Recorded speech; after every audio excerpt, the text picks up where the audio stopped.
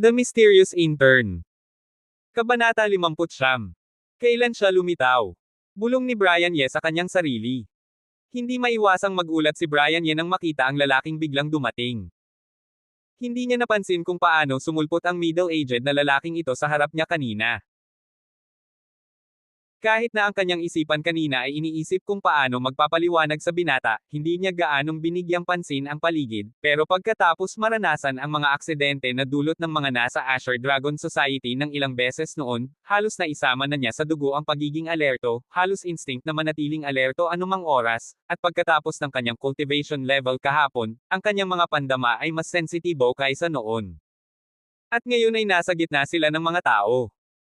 Maraming security guards ng supermarket sa paligid niya ang nagsama-sama para bumuo ng kordon, binabarahan ang mga taong nanunood sa labas at pinuprotektahan ang mga kabataan sa gitna. Sino mang gustong pumasok at lumapit sa kanila, kailangan nilang tawirin ang linya ng depensa. At sa pagtawid sa linya ng depensa, magkakaroon ng paggalaw. Pero wala siyang naramdamang paggalaw kanina. Ang mga security guards ng supermarket, pati na rin ang manager ng supermarket na si Peter Chen, ay hindi maiwasang magulat nang makita ang lalaking biglang lumitaw. Nanlaki ang mga mata ng mga security guards at ang kanilang mga mukha ay puno ng mga hindi makapaniwalang ekspresyon. Titig na titig sila sa isa't isa. Gusto nilang mahanap ang sagot sa mga mata ng bawat isa at alamin kung paano nakapasok ang taong ito, pero ang mga mata ng lahat ay blanko, at walang nakakaalam kung saan pumasok ang taong ito sa ilalim ng kanilang ilong. Tito Ken, sa wakas ay nakarating ka na rin. Nang makita ng binata ang middle-aged na lalaki, nakahinga siya ng maluwag. Ang ekspresyon sa buong mukha niya ay tila biglang lumuwag, na parang sa wakas ay nakahawak na siya ng isang matibay na higanting barko sa gitna ng bagyo.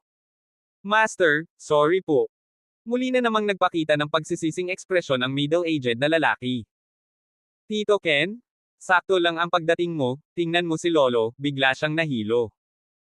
Hinailan ng binata ang middle-aged na lalaki at itinuro ang matanda sa lupa. Master. Biglang nagbago ang mukha ng middle-aged na lalaki. Nakatuon siya sa binata kanina, at hindi niya napansin ang ibang tao. Sa oras na ito, narinig niya ang mga salita ng binata at tiningnan ang matanda sa lupa. Pagkatapos suriin ang katawan ng matanda, biglang napunta ang tingin niya sa katawan ni Brian Ye. Sa mga matang tila ordinaryo noon, biglang tila may sindi na araw, at isang nakasisilaw na liwanag ang sumiklab. Master! Naramdaman ng maliwanag na liwanag mula sa mga mata ng middle-aged na lalaki, hindi maiwasang magulat si Brian Ye sa kanyang puso. Nang dumaan ang mga mata ng middle-aged na lalaki, nakaramdam talaga siya ng isang nakapipigil na momentum at napakalaking presyon. Alam mo, ang kanyang cultivation base ay masigasig kahapon, at naramdaman niya na ang kanyang lakas ay umabot na sa isang antas. Kahit na nakaharap sa lalaking nakaitim noong nakaraan, naramdaman niya na kaya niyang labanan ang kalaban ng husto, nang hindi natatalo. Imposible para sa mga ordinaryong tao na magbigay sa kanya ng maraming presyon sa momentum. Ang middle-aged na lalaking ito ay nagbigay ng presyon na ito sa kanya, na nagpapahiwatig na ang kanyang kasanayan ay kahit papaano ay mas mataas kaysa sa kanya. Lumalabas na ito ay isang top master. Kaya pala tahimik na nakalapit ang lalaking ito sa tabi niya, nang hindi niya namamalayan. Gamit ang kasanayan ng lalaking ito, paano siya mapipigilan ng mga security guards? Nang labis na nagulat ang puso ni Brian Ye, ang mga mata ng middle-aged na lalaki ay nagpakita rin ng isang hindi inaasahang ekspresyon. Nakita ni Brian Ye sa ilalim ng kanyang tingin, at sa ilalim ng pagpipigil ng kanyang aura, hindi siya nagpanik. Ang master ba ay nahulog sa kanyang mga kamay? Nang maisip ang posibilidad na ito, ang tingin sa mga mata ng middle-aged na lalaki ay agad na nanlamig. Tito Ken, ito si Brian Ye. Nagsasabing doktor siya. Biglang nahilo si Lolo kanina. Kusa siyang tumulong sa pagliligtas. Nang makita ang mga mata ng middle-aged na lalaki na nakatitig kay Brian Ye, mabilis na ipinakilala ng binata ang identity ni Brian Ye. Habang nagsasalita siya, tiningnan niya si Brian Ye, at hindi niya maiwasang magpakita ng isang ekspresyon ng pagkagulat sa kanyang mga mata. Ang lalaking ito ay nakapanatili ng kalmado sa ilalim ng tingin ni Uncle Ken. Hindi nagpakita ng pagkabalisa at takot na ekspresyon. Kahit na alam niyang si Brian Ye ay maaaring isang martial artist, nang makita niya si Brian Ye na may hawak sa kanyang lolo kanina, nang makita ang kalmadong ekspresyon sa mukha ni Brian Ye sa sandaling ito, nakaramdam pa rin ng kaunting pagkagulat ang binata sa kanyang puso. Ang iba ay hindi alam ang lakas ni Tito Ken, pero alam na alam niya ito. Huwag ng pag-usapan ng mga ordinaryong martial arts people, kahit na maraming sikat na masters, kapag nakaharap si Tito Ken, manginig ang kanilang mga binti. At ang lalaking ito ay nakapanatili pa ring kalmado. Doktor ka. Nang marinig ang paliwanag ng binata, ang ekspresyon sa mukha ng middle-aged na lalaki ay sa wakas ay bahagyang lumuwag, pero ang kanyang tingin ay matalim pa ring nakatitig kay Brian Ye. Kumusta na ang sitwasyon, Master? Ang matanda ay halos wala na sa panganib ngayon, at madyay gising siya pagkatapos ng ilang oras. Nang humina ang momentum sa katawan ng middle-aged na lalaki, agad na nakaramdam ng ginhawa si Brian Ye. Habang nagsasalita, ang kanyang mga mata ay muling tumingin sa binata. Wala akong pakialam kung naniniwala kayo sa akin o hindi, pero sinabi ko pa rin iyon. Ang matatanda ay hindi angkop na magising ngayon at kailangan ng isang panahon ng malalim na pagtulog para makamit ang mas mahusay na epekto ng paggaling. Malalim na pagtulog. Madyay gising sa loob ng ilang oras. Biglang kumunat ang noo ng middle-aged na lalaki. Ang tanong na pinagdududahan ng mga kabataan kanina ay biglang lumitaw sa kanyang isipan. Sa totoo lang, maaari kayong maghintay ng kaunti. Hindi ba'y tumawag kayo ng doktor? Kapag dumating na ang doktor na inanyayahan ninyo, hayaan ninyo siyang suriin ito at malalaman ninyo kung totoo ang sinabi ko. Biglang may naalala si Brian Ye, biglang lumiwanag ang kanyang mga mata, at ang kanyang mga mata ay tumingin sa nagtatakang binata at sa middle-aged na lalaki na hindi pa rin naniniwala sa kanya. Halika, hayaan mo ako, hayaan mo ako. Mga doktor kami. Pagkatapos lang magsalita ni Brian Ye, nakarinig siya ng malakas na boses sa labas ng mga tao. Doktor. Mr. Tang, ang mga eksperto mula sa Kien Hospital ay narito na. Nang marinig ang boses na ito, ang mukha ni Peter Chen ay agad na tumingin sa binata ng may ekspresyon ng pagkagulat. Ang mukha ng binata ay nagpakita rin ng kaunting tuwa. Dumating na ang mga eksperto mula sa Kien Hospital, at sa wakas ay nakahinga siya ng maluwag. May tiwala siya sa medical skills ng mga eksperto sa Kien Hospital. Naniniwala siyang basta't ang paggawa ni Brian Ye kanina ay hindi talaga sinira ang katawan ng kanyang lolo sa isang kakila-kilabot na antas, ang mga eksperto sa Kien Hospital ay dapat may paraan. Paraan para iligtas ang kanyang lolo. Bahagyang lumuwag din ang ekspresyon ng middle-aged na lalaki, pero ang kanyang tingin ay matalim pa ring nakatitig kay Brian Ye. At ang mga mata ni na Peter Chen, ng binata at iba pa ay nakatingin kay Brian Ye. Binigyang diin ni Peter Chen ang mga doktor sa Kien Hospital na kakapasok lang sa labas, hiniling sa security guard na lumayo sa mga tao at pinapasok sila, habang paminsan-minsang tinatitigan si Brian Ye, na para bang natatakot siyang tumakas si Brian Ye. Hindi mararamdaman ni Brian Ye ang mga tingin ng middle-aged na lalaki, Peter Chen at iba pa. Alam niya na kung maghintay siya sa pagdating ng mga eksperto mula sa Kien Hospital at nalaman na may mali sa matanda, ang middle-aged na lalaki na may kakilakilabot na kapangyarihan ay agad na saisalakay sa kanya. Pero hindi niya sila pinansin, nakatayo lang siya roon na may kalmadong ekspresyon sa mukha. Alam niya mismo kung ano ang kasalukuyang kalagayan ng pasyente na kanyang iniligtas. Ang pasyente ay tiyak na wala ng problema ngayon. Ang batang ito ay napakakalmado. Maghintay sa pagdating ng mga tunay na eksperto mula sa Kien Hospital. Kailangan mong isuot ang iyong mga peking kasanayan. Makikita ko kung magiging kalmado ka pa rin noon. Nang makita ang kalmadong ekspresyon ni Brian Ye, si Peter Chen ay umismid ng may pagkawalang galang. Mula sa simula pa lang, hindi siya naniniwala na si Brian Ye ay isang doktor talaga, lalo na nang makita niya si Brian Ye na tinutusok ang matanda gamit ang mga karayom gamit ang mga teknik ng tradisyonal na medisina.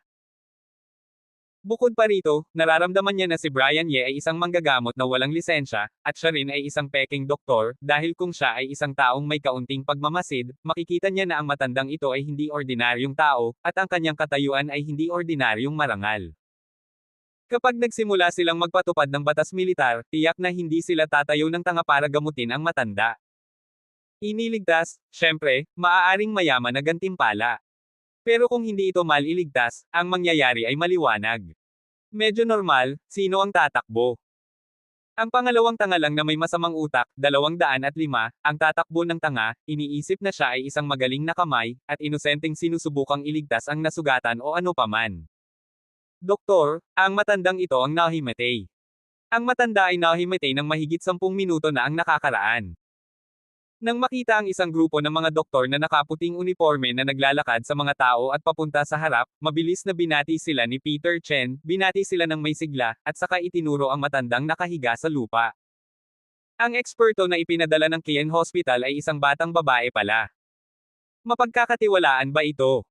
Habang ipinapaliwanag ang sitwasyon sa mga eksperto sa Kien Hospital, hindi maiwasang bumulong sa sarili si Peter Chen. Dr. Ye, ikaw pala. Sinundan ni Dr. Joe Dilo ang tingin ni Peter Chen at tumingin sa harap. Nang makita niya si Brian Ye na malinaw na nakatayo sa harap, hindi niya maiwasang mapasigaw. Sa eksena ng aksidente sa sasakyan noong araw na iyon, ang mga surgical first aid techniques ni Brian Ye at ang mababang loob at mahinahong pagkatao ay nag-iwan ng isang napakamalalim na impresyon sa kanya. Nang maglaon, pumunta silang dalawa sa traffic police at gumawa ng transcript ng magkasama. Nag-usap sila ng sandali, na medyo magkasundo. Bukod pa rito, tinawag siya ni Brian Ye ng diretso sa kanyang pangalan noong araw na iyon, na nag-iwan din ng malalim na impresyon sa kanya. Sa makatuwid, nakilala niya agad si Brian Ye. Dr. Ye. Kilala niya ito. Nang marinig ang mga salita ng babaeng eksperto sa Kien Hospital, lahat ay biglang tumingin kay Brian Ye nang hindi sinasadya, at ang mga mata ng lahat ay nagpakita ng isang ekspresyon ng pagkagulat at sorpresa. Doktor din ba sa Kien Hospital ang binatang ito?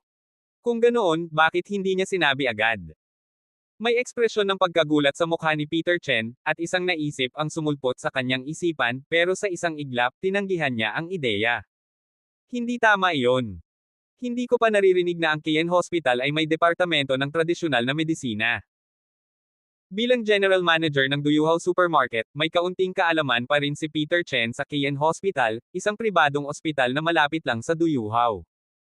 Kung hindi siya kasamahan, paano niya ito makikilala? Isang ekspresyon ng pagdududa ang lumitaw sa mga mata ni Peter Chen.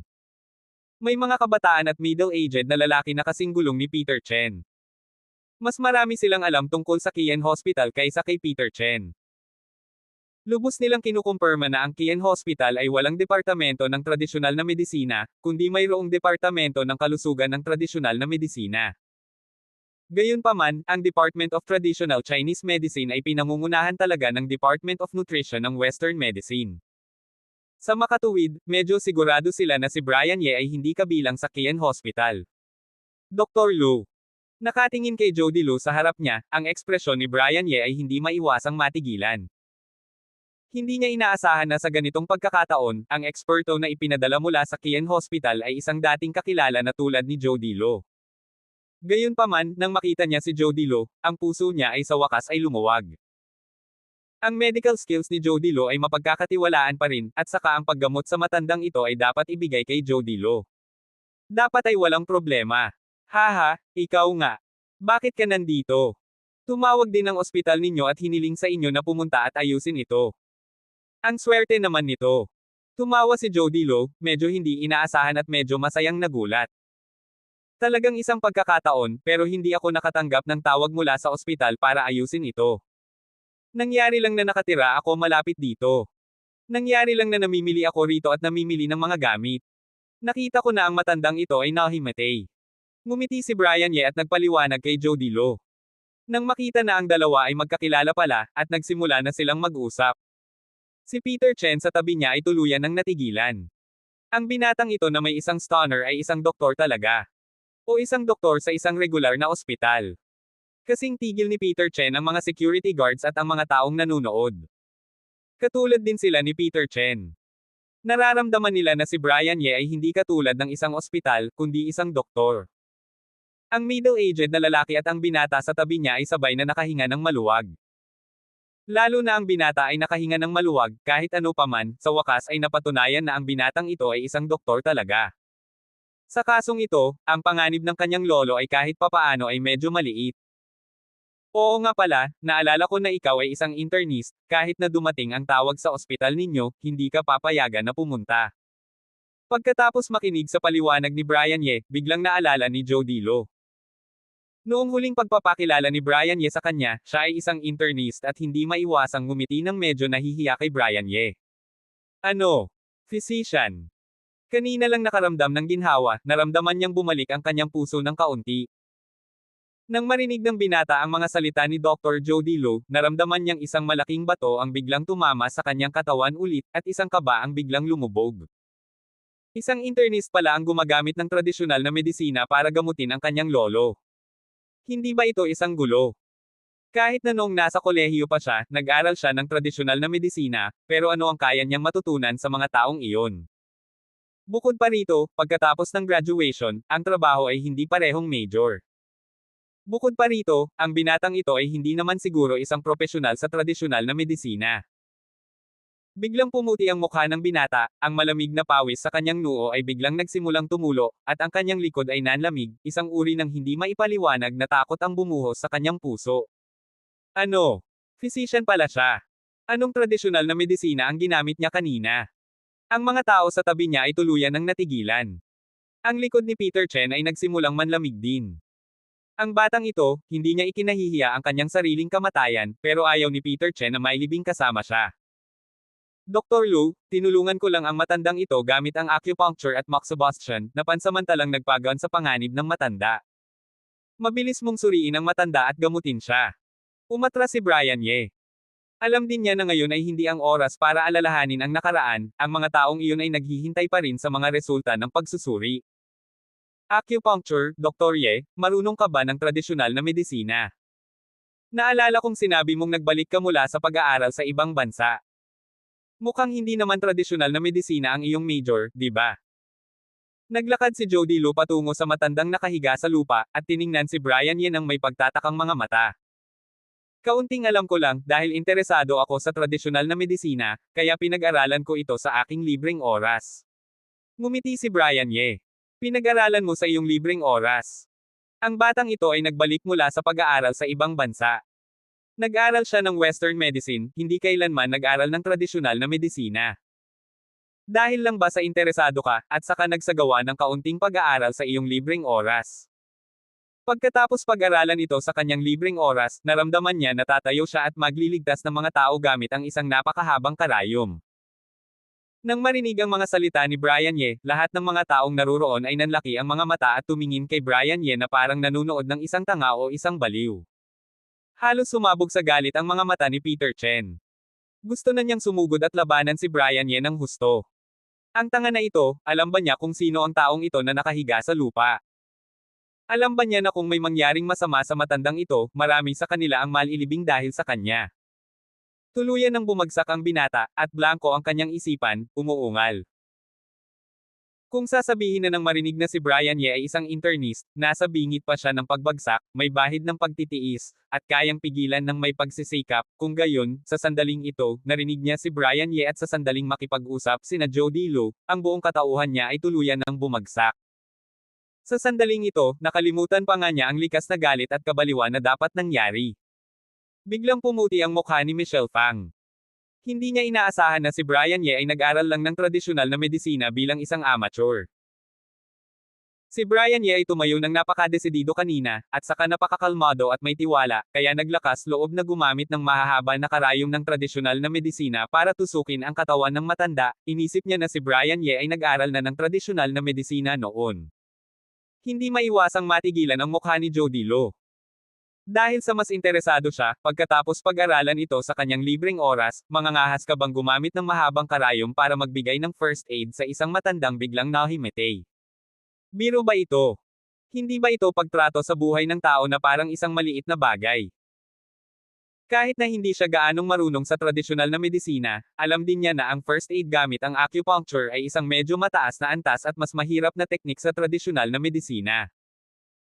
Hindi siya gaanong nag-aalala noong una, pero nakatingin sa matandang tinutusok pa rin ni Brian Ye ng mga karayom, naglakad siya sa harap ng matanda ng may hakbang, yumuko at sinimulang seryosong suriin ang kalagayan ng matanda.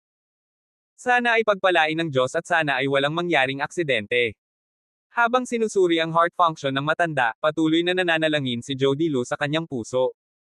Sa kanyang puso, handa na siya sa sitwasyon na maaaring masama.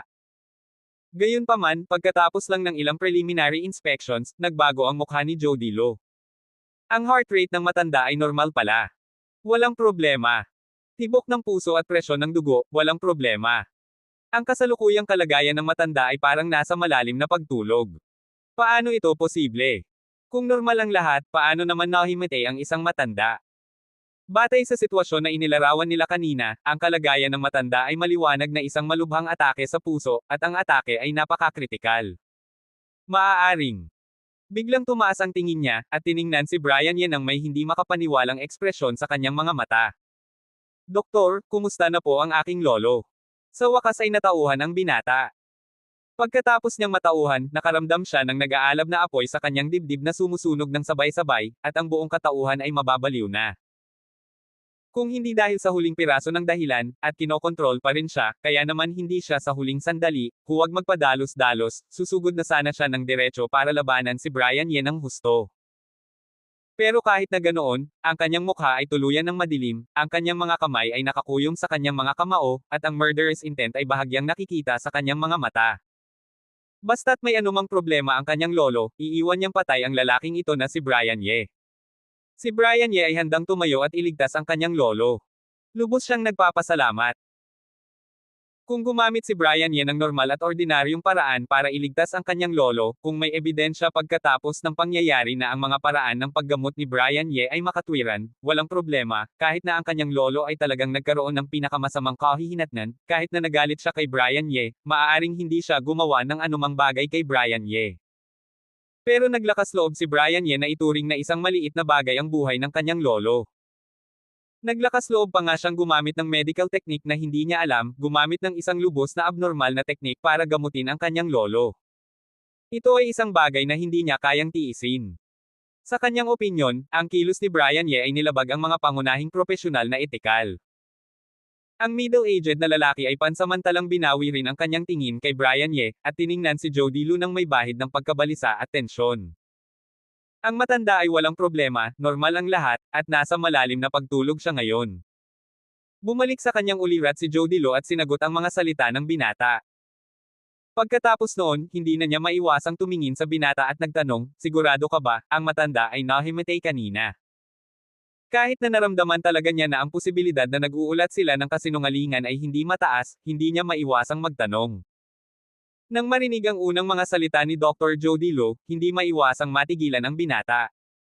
Mali ba ako?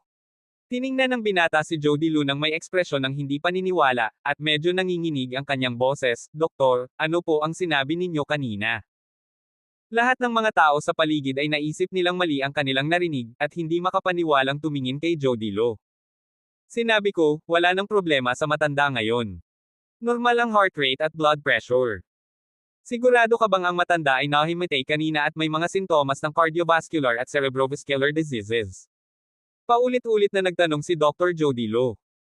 Hindi pa rin siya gaanong naniniwala na talagang iniligtas ni Brian Ye ang matanda gamit ang paraan ng acupuncture ng tradisyonal na medisina. Isang taong hindi kailanman nag-aral ng tradisyonal na medisina, pagkatapos lang bumalik sa Pilipinas, interesado sa tradisyonal na medisina sa kanyang libreng oras, at pagkatapos mag-aral ng kaunti, kaya niyang gamitin ang acupuncture ng tradisyonal na medisina para iligtas ang matandang nakaranas ng emergency attack ng cardiovascular at cerebrovascular diseases. Paano iyon? Doktor, sigurado po ba kayo sa resulta na ito? Nang marinig ulit ang tiyak na sagot at makumpirma na wala siyang auditory hallucinations, medyo hindi pa rin makapaniwala ang binata. Oo, doktor, maaari po bang magkamali kayo? Gusto ninyo bang suriin ulit? Talagang nahimatay ang matanda kanina, at ang mga sintomas ay mukhang nakakatakot talaga. Bakit ayos na siya ngayon? Sumunod din ng may pagkabalisa si Peter Chen, dahil sa sobrang excitement ay medyo nahihirapan na siyang magsalita, at ang susunod na pangungusap ay tila may sinasabi sa matanda. Pero ngayon ay walang nakakapagbigay pansin sa mga detalyeng ito. Lahat ay nakatitig kay Jody Lo, binibigyang pansin ang mahalagang tanong kung may problema sa mas mahalagang matanda. Walang problema sa mga resulta ng aking pagsusuri. Kung totoo ngang mas malubha ang mga sintomas ng matanda kanina, tulad ng sinabi ninyo, dapat ninyong pasalamatan ng mabuti si Dr. Ye ngayon, dahil iniligtas niya ang buhay ng matanda. Bumalik. Kalmadong sabi ni Dr. Jody Lo, na may ganap na tiwala at hindi mapag-aalinlangan ang pagkumpirma sa kanyang tono. Bilang isang returnee elite, isang eksperto na doktor sa Kian Hospital, okay lang na sabihin ang ibang mga bagay, pero pagdating sa cardiovascular at cerebrovascular aspects, may ganap pa rin siyang tiwala sa kanyang diagnosis. Iniligtas niya talaga ang matanda. Nang marinig ang mga salita ni Jody Lou, lahat ng mga taong naruroon ay hindi maiwasang manlaki ang mga mata, at tiningnan si Brian Ye nang may hindi makapaniwalang ekspresyon sa kanilang mga mata. Ang lalaking ito ay talagang iniligtas ang matanda. May hawak siyang isang napakahabang karayom at tinusok ang katawan ng matanda. Hindi lang niya tinusok ang katawan ng matanda, pero talagang iniligtas niya ang matanda. Ang internist na ito, na hindi nag-aral ng tradisyonal na medisina ng propesyonal pero isang amateur lang na interesado sa tradisyonal na medisina, ay talagang iniligtas ang matanda sa pamamagitan ng tradisyonal na medisina at acupuncture. Ito ay hindi kapani-paniwala. Ang acupuncture sa tradisyonal na medisina ba ay talagang ganoon ka-simple? Hindi ba lagi mong sinasabi na ang paraan ng acupuncture ng tradisyonal na medisina ay mahirap matutunan? Manloloko ba silang lahat? Halos mawala ang mga mata ni Peter Chen, ang general manager ng Duhauhau. Kung hindi dahil kay Jody Lou, ito ay talagang isang puting lab coat mula sa Kian Hospital, at mayroong talagang work card sa kanyang dibdib, at ang titulong Deputy Chief Doctor ay nakalimbag sa work card. Sa likuran niya, mayroong isang grupo ng mga tauhan ng Kian Hospital. Pagdating sa mga tauhan, talagang magdududa si Peter Chen kung si Jody Lou at si Brian Ye ay mga manloloko. Nasa bingit na ng pagsabog, ang binatang malapit ng sumabog ay tuluyan ding natigilan. Kahit na ang resulta na sinabi ni Jody Lou ay eksaktong gusto niyang marinig, pero sa sandaling ito, talagang narinig niya ito mula sa bibig ni Jody Lou, pero naramdaman niyang napakapanaginip at hindi kapanipaniwala. Ang lalaking nagpagalit sa kanya ng husto, ang galit ay halos mabaliw na, at nagdesisyon na siyang magbigay ng isang malupit na aral at patayin siya, ang lalaking nakakaramdam na walang medical ethics at itinuturing na isang maliit na bagay ang buhay ng kanyang lolo. Talagang iniligtas ang kanyang lolo. Talaga bang ginamit niya ang kanyang libreng oras para pag-aralan ang medical skills ng tradisyonal na medisina, at sa pamamagitan ng random na pagtusok kanina, iniligtas ang buhay ng kanyang lolo. Nanlaki ang mga mata ng middle-aged na lalaki, at tiningnan si Brian Ye nang may ekspresyon ng hindi paniniwala. Iniligtas. Talagang iniligtas. Nanlaki ang mga mata ni Michelle Fang, at may hindi makapaniwalang ekspresyon sa kanyang mga mata. Pero sandali lang, nang mapunta ang tingin niya kay Jody Lou, natitiyak niyang hindi siya nagbibiro, at hindi niya ito mali ang narinig, ang ekspresyon sa kanyang mukha ay tuluyan ng napalitan ng sorpresa at excitement. Iniligtas. Talagang iniligtas ang mga tao. Alam ko na hindi maglalako si Brian Ye. Mahigpit na kinuyam ni Michelle Fang ang maliit na pink na kamao, at inilipat ito ng ilang beses sa hangin, hindi sinasadyang tumulo ang mga luha ng tuwa mula sa sulok ng kanyang mga mata. Hindi pinansin ni Jody Lou ang mga ekspresyon ng pagkagulat at pagkatigilan ng mga tao na naroon. Pagkatapos sabihin kina Peter Chen at iba pa ang kanyang conclusion, at mariing inulit ang kanyang conclusion, sinulyapan niya ang matanda. Gamit ang ilang mahabang karayom, lumingon siya at tumingin kay Brian Ye nang may komplikadong ekspresyon sa mukha. Dr. Ye, hindi ko inaasahan na mayroon kayong ganitong mataas na antas ng kaalaman sa tradisyonal na medisina. Sa pamamagitan ng mga ekspresyon at reaksyon ng mga taong iyon kanina, lubos na natitiyak niya na ang matanda ay talagang iniligtas ni Brian Ye. Ang batang physician na ito ay tila nagdudulot ng mga aksidente sa bawat pagkikita. Noong huling pagkikita nila, nagpakita siya ng malalaking tagumpay sa surgical first aid. Sa pagkakataong ito ay nakilala ko ng hindi inaasahan, hindi ko inaasahan na matutuklasan ko na mayroon din siyang ganitong malalim na kaalaman sa tradisyonal na medisina. Ang batang physician na ito ay napakahusay na sa tradisyonal na medisina at emergency surgery. Kung gayon, gaano kataas ang kanyang kakayahan sa internal medicine? Alam mo, iyon ang kanyang espesyalidad. Bukod sa tradisyonal na medisina at emergency surgery, anong iba pang disiplina ang meron siya? Biglang naramdaman ni Jody Lou na medyo interesado siya sa batang physician na ito. Dr. Lou, huwag ninyo akong pagtawanan. Malawak at malalim ang tradisyonal na medisina. Kaunting alam ko lang ang balat. Pagdating sa tradisyonal na medisina, maaaring hindi pa nga ako nagsisimula, at lalong wala akong mataas na antas ng kaalaman. Umiling si Brian Ye at mapait na ngumiti. Hindi sinasadyang nagpakumbaba si Brian Ye. Ganoon talaga ang kanyang nararamdaman. Sa kanyang pananaw, ang mga pantas na tulad ni Hongge na lumikha ng teknik ng Chang Shengju, ang mga taong ito ay tunay na mga master sa tradisyonal na medisina. Ang kanyang kasalukuyang antas ay talagang mabuti. Siya ay isang baguhan na hindi pa nga nagsisimula. Gayunpaman, hindi na isang araw o dalawa ang pag-uwi ni Brian Ye. Alam din niya na hindi maniniwala ang mga tao sa ganitong uri ng pagpapakumbaba. Para maiwasan ang pagkahulog sa walang katapusang pagiging magalang sa isa't isa, direktang lumingon si Brian Ye nang hindi naghintay na magsalita si Jody Lo. Tumingin sa binata at nagsabi, ngayon ang cardio-cerebrovascular expert sa Kian Hospital, si Dr. Lo, ay sinuri na rin ang matanda. Sigurado siya na ang matanda ay ayos lang. Dapat ay maginhawa na kayo ngayon. Kung tama ang hula ko. Ang mga matatanda ay dapat na may mataas na presyon ng dugo noon, at maaaring nakaranas sila ng palpitations, night sweats, at heartache sa panahong ito. Paano ninyo nalaman? Ang binatang kakatapos lang bumalik ng kaunting kaluluwa nang marinig ang mga salita ni Brian Ye, biglang nagulat ang kanyang isipan, nanlaki ang kanyang mga mata, at ang kanyang mga mata ay puno ng pagkagulat at tumingin kay Brian Ye. Ang identity ng matanda ay espesyal, ang kanyang kalagayan sa kalusugan ay napaka-pribado at napaka-confidential. Bukod sa exclusive health doctor ng matanda, ang kanyang apo lang ang nakakaalam ng husto sa kalagayan sa kalusugan ng matanda. Ang blood pressure ng matanda ay talagang palaging mataas, at sa mga araw na ito, talagang nakaranas siya ng palpitations at night sweats. Nakita rin niya ang mga matatanda na paminsan-minsan ay inilalahad ang kanilang mga kamay para takpan ang kanilang mga puso na may bahagyang masakit na ekspresyon sa kanilang mga mukha, pero ang mga matatanda ay palaging nararamdaman na ito ay hindi isang malaking problema, ito ay ang normal na kondisyon ng mga matatanda at ang kanyang mga lumang problema. Hindi pinapayagan ng mga kabataan na dalhin siya sa ospital para sa pagsusuri. Hindi maiwasang, nag-appointment siya ng doktor at hiniling sa eksperto na iyon na pumunta sa matanda para sa pagsusuri bukas, pero hindi niya inaasahan na lalabas siya kasama ang kanyang lolo ngayon para maglakad-lakad para makapagpahinga, at may nangyaring masama. Ito ay maituturing na isang tipikal na sakit ng mga matatanda. Ang problemang ito ay hindi isang malaking problema. Gamit ang inyong financial conditions, ang napapanahong pagsusuri sa ospital at tamang pagpapanatili ay hindi magiging masyadong malaking problema. Sinulyapan ng nagulat na binata, magaan na nagpatuloy si Brian Ye sa pagsasalita. Hindi niya naisip na masasabi niya ang sakit ng matanda. Ano ang espesyal dito? Para sa isang doktor ng tradisyonal na medisina, ito ay napakasimple. Maaaring malaman ito dahil ang lahat ay nakasulat sa kondisyon ng pulso ng matanda, at ang sinumang may kaunting kaalaman ay makakakita nito. Pero ang pangunahing problema para sa mga matatanda ay noong kabataan pa sila, nasugatan sila, ang lung meridian at heart meridian ay nasugatan, at ang mga matatanda ay mayroong mahigit sa isang heart surgery. Nang pag-usapan ng tunay na problema ng matanda, hindi maiwasang sumili ang isang ekspresyon ng paghanga kay Brian Ye.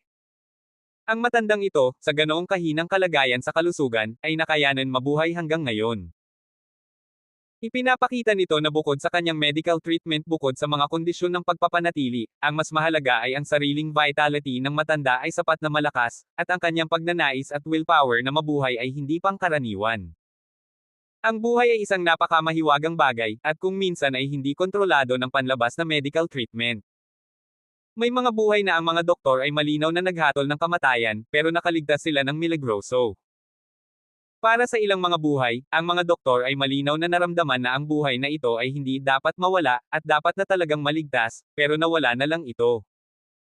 Habang tumatagal si Brian Ye sa medisina, mas lalo niyang nauunawaan ang mga doktor at ang buhay, at mas lalo niyang nirerespeto ang buhay mismo. Ikaw. Ang tingin ng binata sa sandaling ito ay higit pa sa horror na may larawan.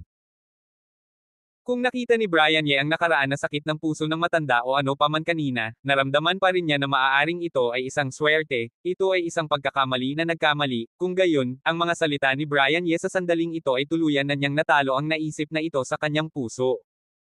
Okay lang na sabihin na ang matanda ay sumailalim sa heart surgery.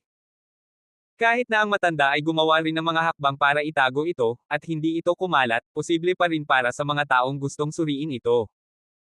Pero kakaunti lang ang nakakaalam tungkol sa mga matatandang nasugatan noong kabataan pa nila. Kahit na ang mga tao mula sa pamilyang Tang ay kakaunti lang ang nakakaalam nito. Imposibleng makalabas ang bagay na ito.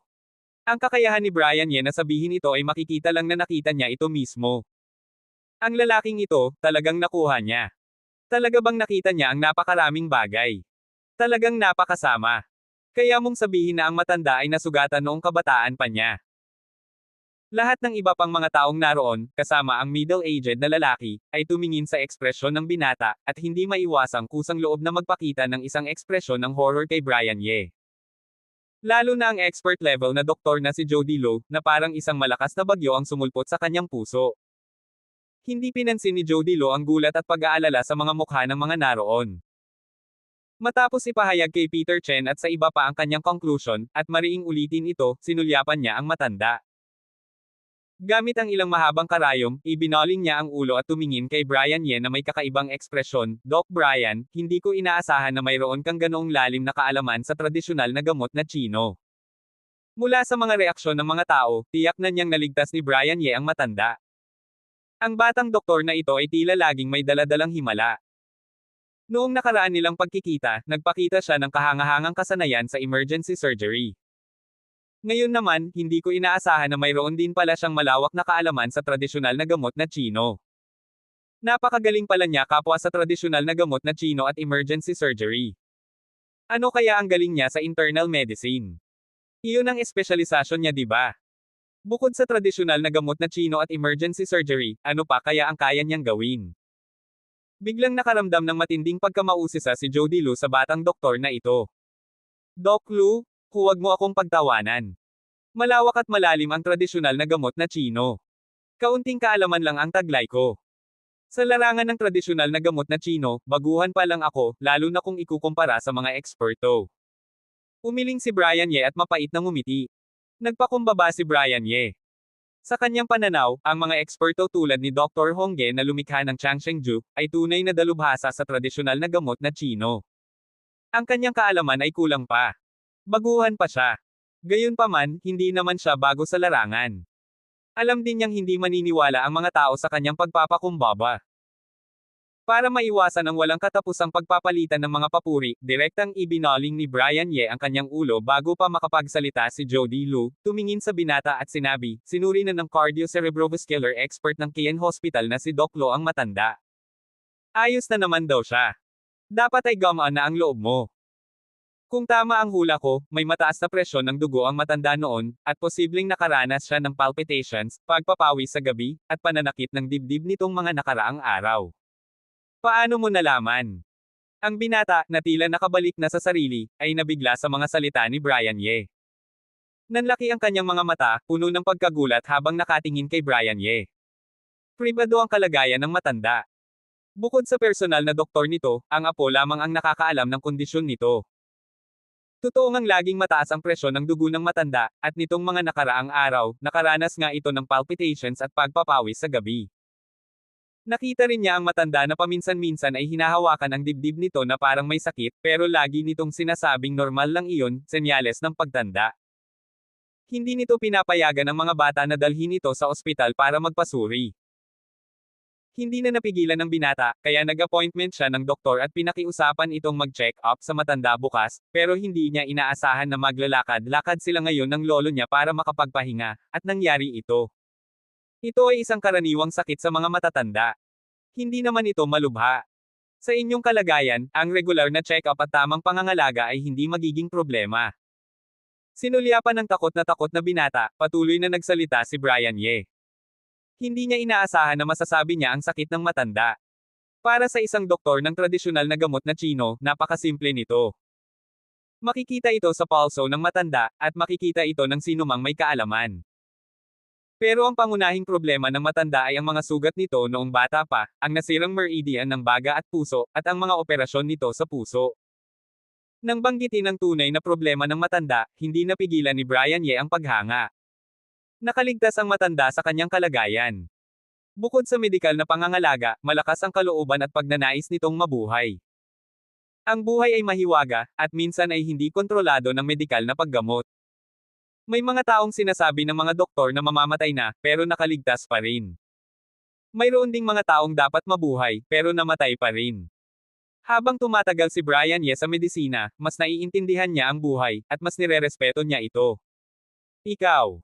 Hindi maipaliwanag ang pagkagulat ng binata. Kung ang nakita ni Brian Ye ay isang pagkakamali lamang, ang mga salita nito ngayon ay nagpabulaan na sa kanyang iniisip. Ang operasyon sa puso ng matanda ay alam naman ng marami. Kahit na sinikap itong itago, mahahanap pa rin ng mga taong gustong hanapin. Pero kakaunti lamang ang nakakaalam tungkol sa mga sugat nito noong bata pa. Kahit sa pamilyang Tang, kakaunti lang ang nakakaalam. Imposible para sa mga taong ito na ilabas ang bagay na ito.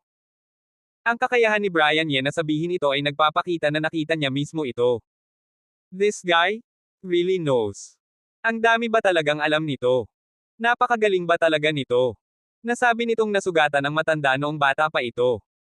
Lahat ng naroon, pati na ang nasa katanghaliang gulang na lalaki, ay nakatingin sa binata, at hindi maiwasang matakot kay Brian Ye. Lalo na si Jody Lo, para bang isang malakas na bagyo ang dumaan sa kanyang puso. Bilang isang doktor na nag-aral ng kanluraning medisina, hindi naman tinatanggi ni Jody Lo ang tradisyonal na gamot na Chino. Kaya ngayon, ang buhay ng matanda ay parang isang mumunting kandila. Napakadaling mapatay. Kaya kung gusto mong humaba pa ang buhay nito, kailangan mong mag-ingat, lalo na sa malamig at maulan na panahon, at kailangan mong mag-ingat sa sakit sa buto at ubo. Hindi pinansin ni Brian Ye ang mga tingin ng mga tao, at patuloy na nagbigay ng payo sa binata tungkol sa kalusugan ng matanda. Doc Brian, hindi pa nakikilala ni Ramon Tang si Taishan ngayon lang.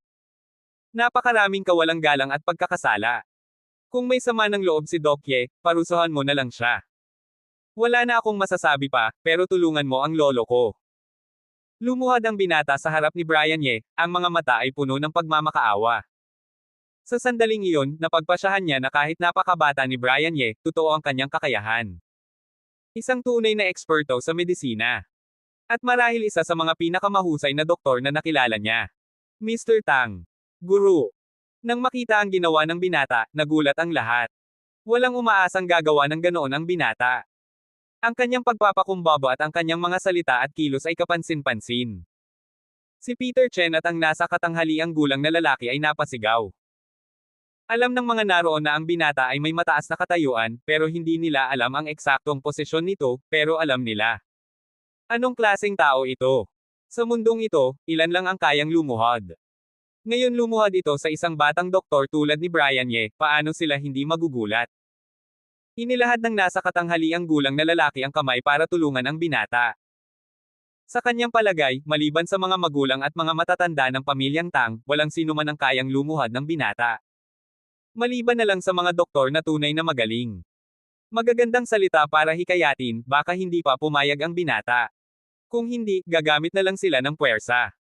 Pero pinigilan ng binata ang nasa katanghaliang gulang na lalaki, at matigas ang ulo na nakatingin kay Brian Ye. Mr. Tang, bumangon ka. Doktor ako. Trabaho kong maggamot at magligtas ng tao. Hindi mo kailangang gawin iyan. Hindi inaasahan ni Brian Ye ang gagawin ng binata, at napatitig siya sandali, at pagkatapos ay mabilis na sinabi. Doc Brian, ay pangako mo sa akin na tutulungan mo akong iligtas ang lolo ko. Matigas ang ulo na nakatingin pa rin si Ramon Tang kay Brian Ye. Ang buhay ng matanda ay napakahalaga sa pamilyang Tang, pero para sa kanya, ang matanda ay ang kanyang lolo, ang pinakamahalagang tao sa kanyang buhay. Bilang anak ng pamilyang Tang, hindi siya luluhod sa sinuman maliban sa langit at lupa. Pero bilang apo ng matanda, basta magagamot lang ito, luluhod siya kahit kanino. Iyon ang dahilan kung bakit siya lumuhad sa harap ni Brian Ye at tinanggihan ang tulong ng nasa katanghaliang gulang na lalaki. Bumangon ka muna at sasabihin ko sa iyo na kung hindi ka babangon, aalis na lang ako. Hindi inaasahan ni Brian Ye na ang binatang ito na si Ramon Tang ay ganoon katigas ang ulo, naramdaman niya lang na sumasakit ang ulo niya. Para sabihin ang totoo, ayaw niyang masyadong mag-alala sa mga bagay-bagay ng matandang ito. Ang dahilan kung bakit niya inalagaan ang matanda ay dahil naramdaman niya na bilang isang doktor, hindi niya kayang panoorin ang isang buhay na mawala sa harap ng kanyang mga mata. Nang pumasok siya sa Oxford University Medical School, nakatayo siya sa solemne at banal na bulwagan ng Oxford Medical School. Nang sumunod sa dean ng medical school na nakaputing uniforme at nanumpa ng solemne at same time, ang Hippocratic Oath ay malalim na nakaukit sa kanyang dugo. Pero pagkatapos iligtas ang buhay ng matanda, pagkatapos dumating nina Jody Lo at iba pa, pagkatapos magbigay ng ilang detalye at tagubilin, gusto na niyang umalis. Hindi dahil sa palagay niya ay napakahirap ng sakit ng matanda at hindi niya ito magagamot. Hindi bababa sa ito ay hindi ang pangunahing dahilan. Kahit na ang sakit ng matanda ay talagang napakakomplikado at ang ugat ng sakit ay napakalalim, wala siyang ganap na tiwala dito, pero kung gusto niya talagang gamutin ito ng buong puso kung hindi, maaaring hindi imposibleng gumaling. Hindi dahil sa may sama ng loob siya at napupuot sa lahat ng pagdududa at kabastusan na ginawa lang ng binata laban sa kanya. Para sabihin ang totoo, hindi talaga niya gusto ang kilos at estilo ng binatang ito, at kahit na talagang nainas siya sa isang punto, lalo na dahil sa sobrang pagkabalisa niya noon. Nang pumunta siya para iligtas ang matanda, pero pinigilan siya ng binata, talagang nainas siya at halos gusto na niyang ihagis ang kanyang mga manggas. Tumakbo siya para magligtas ng mga tao, pero humingi pala siya ng tulong sa kanila. Magiging hindi komportable ang sinumang papalitan. Pero ito rin ay hindi ang pangunahing dahilan. Si Brian Ye ay hindi isang makitid ang pag-iisip, maliit ang puso na tao. Nasa puso niya ang lahat ng hindi pagkagusto sa mga kabataan. Nang lumuhad ang binata, talagang bumitaw na siya at pinatawad na niya ito. Siya. Masasabi na nang lumuhad ang binata, ang lahat ng kanyang impresyon sa binata ay direktang nagbago. Hindi lang siya walang opinyon sa mga kabataan, mayroon pa nga siyang magandang impresyon sa mga kabataan. Ayaw niyang alagaan ang mga bagay-bagay ng matanda, dahil lang ayaw niyang masangkot sa anumang gulo at ayaw niyang maging komplikado ang kanyang buhay. Hindi siya tanga, ni Bobo. Nakita niya na ang identity ng binatang ito at ng matanda ay hindi simple. Lalo na nang makita niya ang isang middle-aged na lalaki na lumitaw, mas lalo siyang nakatiyak na ang identity ng matanda at ng bata ay hindi simple, pero napakahirap. Pagkatapos bumalik sa China, nalaman niya na ang China ay hindi tulad ng alamat. Ang mga masters ay naglalakad sa lahat ng kalye. Lahat ay nagsasanay ng martial arts. Sa katunayan, kakaunti lang ang mga martial arts practitioner sa Pilipinas. Pagkatapos ng China, sa ganoon katagal na panahon, nakilala na niya ang napakaraming tao, isang tunay na martial artist, nakita lang niya sina Altheo Long at ang lalaking nakaitim. At para sa isang lakas na tulad ni Altheo Long, mukhang napakahirap ng background. Tungkol naman sa middle-aged na lalaki sa harap niya, kahit na hindi pa sila naglalaban, lubos siyang nakatiyak na ang lakas ng taong ito ay tiyak na mas malakas kaysa kay Altheo Long. Ang isang master na ang lakas ay mas malakas kaysa kay Altheo Long, pero ganoon kagalang sa binatang ito at sa matanda, makikita na ang identity ng matandang ito ay hindi madali. Ang mga taong may pagkakataong umakyat sa ganoong kalakas na background ay maaaring tumulong sa kanila at makipagkaibigan sa kanila. Sa paningin ng maraming tao, maaaring ito ay isang napakamaswerteng bagay at isang magandang pagkakataon. Pero si Brian Ye ay gumala na kasama ang matanda ng napakaraming taon, at isa sa mga pinakamahalaga at malalim na aral na natutunan ay walang libreng tanghalian sa mundo, at walang libreng pagkain sa langit. Sa ilalim ng bawat bulaklak na makulay at tila maganda, madalas na may mga nakakalasong tinak na nakatago, at ang bawat tila magandang pagkakataon ay madalas na nagtatago ng isang malaking panganib. Ang pagkakaroon ng relasyon sa mga taong may hindi pangkaraniwang background tulad ni Ramon Tang at ng matanda ay tiyak na magdadala sa kanya ng ilang mga benepisyo, pero hindi sigurado si Brian Ye kung gaano karaming problema ang magagawa ng pakikisangkot sa ganitong tao. Hindi kailangan ni Brian Ye ang anumang benepisyo mula sa iba, at ayaw niyang masangkot sa hindi alam na problema para sa mga benepisyo na hindi niya kailangan. Dr. Ye, basta't magagamot ang sakit ng aking lolo, kahit anong presyo ang gusto mong bayaran ko, kaya ko, kahit anong gusto mo, kaya kong ibigay sa iyo. Nang makita na tila talagang nagalit si Brian Ye, sa wakas ay tumayo si Ramon Tang, pero ang kanyang mukha ay nakatingin pa rin kay Brian Ye ng taimtim at taos puso. Ang batang ito ay talagang maswerte sa pagkakataong ito, uunlad siya. Kung alam ko lang noon, anong business management ang inaral ko, dapat ay nag-aral ako ng tradisyonal na medisina. Nagulat si Peter Chen nang marinig ang mga salita ni Ramon Tang, at hindi maiwasang tumingin kay Brian Ye ng may inggit. Ang mga nakakaalam lang talaga sa identity ni Ramon Tang ang nakakaalam kung gaano kabigat ang mga salita ni Ramon Tang. Ang pangungusap na ito ni Ramon Tang ay katumbas ng pagbibigay sa isang ordinaryong tao ng hagdan patungo sa langit. Ang mga mata ng middle-aged na lalaki sa gilid ay hindi maiwasang manginig. Ano man ang gusto mo, kaya kong ibigay. Ang bigat ng pahayag na ito ay napakabigat. Nanipis ang kanyang mga mata, at tumingin siya kay Brian Ye ng may bahid ng pagkaalerto. Basta't naglakas loob si Brian Ye na ibuka ang kanyang bibig at gumawa ng anumang hindi makatwirang kahilingan, agad siyang kikilos at sasalakay kay Brian Ye. Mr. Tang, pakinggan mo muna ako. Kanina, ginawa ko na ang lahat ng aking makakaya para iligtas ang matanda. Ginawa ko na ang lahat ng kaya kong gawin. Ang kasalukuyang sitwasyon ng matanda ay hindi normal. Para sa malalaking problema, maaari mong hilingin kay Dr. Lo na sundan ito para sa follow-up treatment. Kahit na bata si Dr. Lo, mayroon siyang napakanatatangi at malalim na pananaw sa puso at mga daluyan ng dugo. Siya ay isang graduate ng Harvard University Medicine. Ang mga mahuhusay na estudyante ng ospital ay nagtrabaho noon sa kilalang Presbyterian Hospital sa Estados Unidos. Ngayon ang Kean Hospital ay isang eksperto din sa antas ng Deputy Director. Pagkatapos mag-alangan sa kanyang puso, nagdesisyon si Brian Ye na huwag masyadong makipag-ugnayan kay Ramon Tang hanggat maaari, at iniwan ang follow-up treatment ng matanda sa isang profesional na doktor tulad ni Joe Dilo. Kahit na ang pagiging masunurin ni Ramon Tang sa matanda ay talagang nakaantig sa kanyang puso, pagkatapos ng isang komprehensibong pagsasaalang-alang, ayaw pa rin niyang masangkot sa gulo na ito. Para sa kanya ngayon, ang pinakamahalaga ay ang paggastos ng mas maraming oras at enerhiya sa cultivation at sa pagpapabuti ng kanyang lakas. Ang batang magandang doktor na ito ay talagang nagtapos sa Harvard Medical School. Nagtrabaho ka na ba sa Presbyterian Hospital? Nang marinig ang pagpapakilala ni Brian Ye, halos lahat ng mga taong naruroon ay tumingin kay Joe Dilo nang may ekspresyon ng pagkagulat at sorpresa. Orihinal na naisip nila sa kanilang mga puso kung bakit ang doktor na babae ay napakabata, at nagtaka sa kanilang mga puso na ang medical skills ng doktor na babae ay talagang maganda. Ang mga hindi maiwasang nagulat sa kanilang mga puso, at isang uri ng paggalang ang sumulpot. Para sa karamihan ng mga taong naroroon, ang pangalan ng Presbyterian Hospital ay hindi pamilyar, kahit na ang Kean Hospital, marahil ay hindi mo pa narinig, pero ang pangalang Harvard University ay kilalang kilala ng lahat. Para sa isang napakakaunting bilang ng mga tao, tulad ng mga kabataan na nakarinig na sa Presbyterian Hospital, mas lalo silang nagulat. Alam nilang lahat na ang Harvard Medical School ay isa sa mga nangungunang medical school sa mundo, pero ang Old Changhwei Hospital, hindi lahat ng graduate ng Harvard ay makakapasok. Ang mga makakapasok sa ospital ng matanda ay hindi mula sa mga pinakamahusay na doktor sa Estados Unidos at maging sa mundo. Pero ang pinakanakakagulat ay hindi ang binata at iba pa, kundi si Joe Dilo mismo. Paano niya nalaman na nagtapos ako sa Harvard? Paano mo nalaman na nagtatrabaho ako sa Presbyterian Hospital?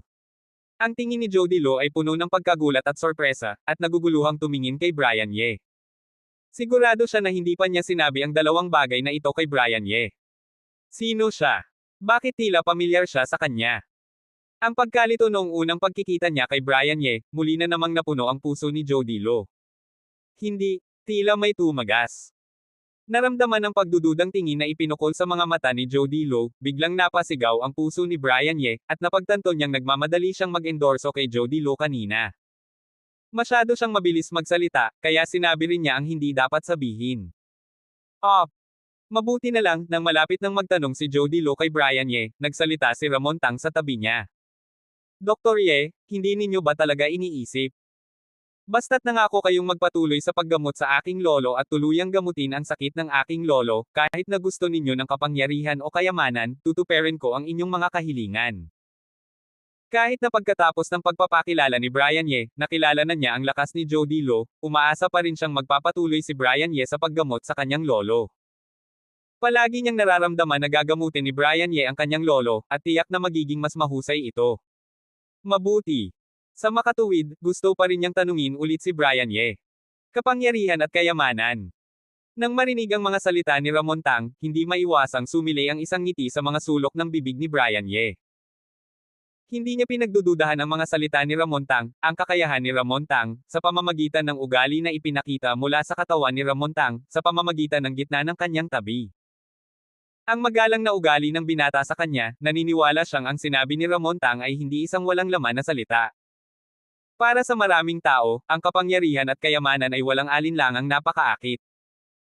Maraming tao ang hindi makakatanggi, at kahit na para sa maraming tao, ang mga ito ay ang mga layunin na kanilang hinahabol at pinagsisikapan sa buong buhay nila. Sa pamamagitan ng pagtingin sa mga tingin ng inggit at selos ng mga nasa tabi niya, malalaman mo kung gaano kaakit-akit ang kondisyong ito para sa mga ordinaryong tao.